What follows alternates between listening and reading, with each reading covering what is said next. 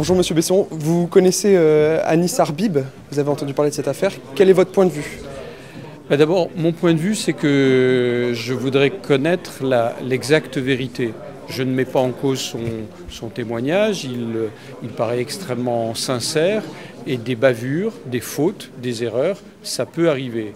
En même temps, dans un état de droit, on n'accuse pas la police, des CRS sans preuve. Est-ce que vous êtes pour une enquête ou pas, comme l'a demandé Fadela Amara par exemple? Fadela a peut-être bien fait de la demander, mais ça n'était même pas nécessaire puisque Brice Hortefeux, qui est en charge de ces questions, l'a demandé. Et alors même, c'est un peu ce qui pose problème dans cette affaire, qu'il n'y a ni plainte, ni même saisine de l'inspection générale.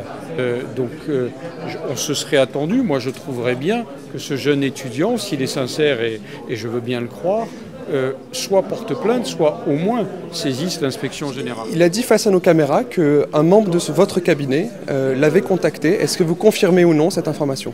Alors, j'organise, d'après ce que je sais, j'organise régulièrement ce que j'appelle des dîners citoyens, c'est-à-dire j'invite des Français d'origine étrangère par pays. Je l'ai fait pour des Français d'origine sénégalaise, pour des Français d'origine tunisienne. Et il se trouve que le 16 décembre prochain, des Français d'origine marocaine sont invités au ministère.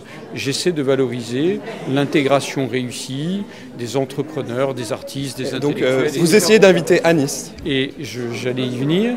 Il était, parce qu'il doit être responsable d'une association, où il avait dû prendre déjà des responsabilités. Il était sur la liste des invités et donc mon cabinet l'avait appelé.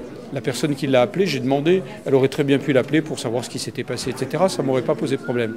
Il aurait simplement la vérité qu'il a été appelé pour lui demander s'il venait à ce dîner. Voilà. Donc, aucun rapport avec l'incident du match, aucun rapport.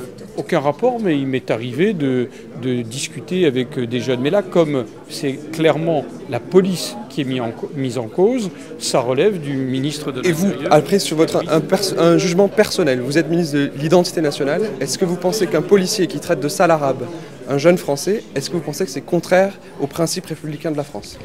Si c'est avéré, c'est scandaleux et ça mérite sanction. Mais parce que je crois aux droits de l'homme, aux libertés publiques, je n'accuse pas sans preuve.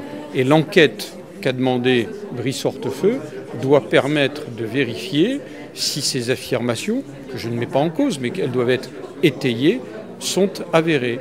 Si elles le sont, les policiers qui s'en sont rendus coupables devront être sanctionnés. Et oui, il faut dire haut et fort que c'est scandaleux.